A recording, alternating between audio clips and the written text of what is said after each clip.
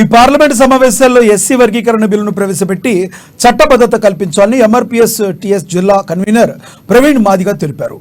ఆదిలాబాద్ జిల్లా కేంద్రంలోని ప్రెస్ క్లబ్లో ఏర్పాటు చేసిన మీడియా సమావేశంలో ఆయన మాట్లాడారు. ఏబీసీడీ వర్గీకరణ కోసం 30 సంవత్సరాలుగా పోరాటం చేస్తున్నామన్నారు.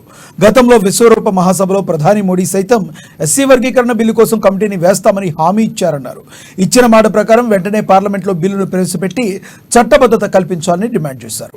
అలాగే కాంగ్రెస్ ప్రభుత్వం డప్పు చప్పు పింఛన్ బిల్లును అసెంబ్లీలో ప్రవేశపెట్టి ఆమోదం తెలపాలని కోరారు.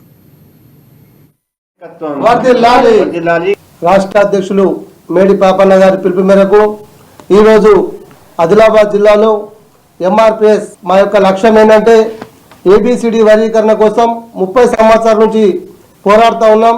కాబట్టి ఈ పార్లమెంటు సమావేశాల్లో ఏబిసిడి వర్గీకరణ బిల్లును చట్టబద్ధత కల్పించాలని చెప్పేసి కేంద్ర ప్రభుత్వాన్ని మేము రిక్వెస్ట్ చేయడం జరుగుతుంది.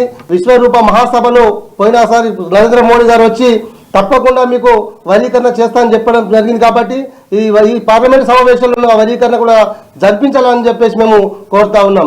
కాంగ్రెస్ ప్రభుత్వాన్ని మేము ఒకటే రిక్వెస్ట్ చేస్తా ఉన్నాం.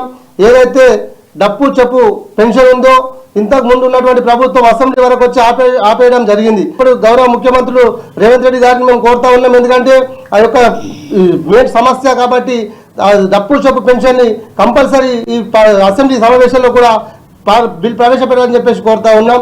అంతేకాకుండా ఇప్పుడు ఎంఆర్పీఎస్ టీఎస్ ఆధ్వర్యంలో ఆదిలాబాద్ జిల్లా ఉమ్మడి జిల్లా అధ్యక్షురాలుగా మహిళా అధ్యక్షురాలని నారపాక పరిమళ గారిని మేము ఏకాగ్రంగా ఎన్నుకోవడం జరిగింది.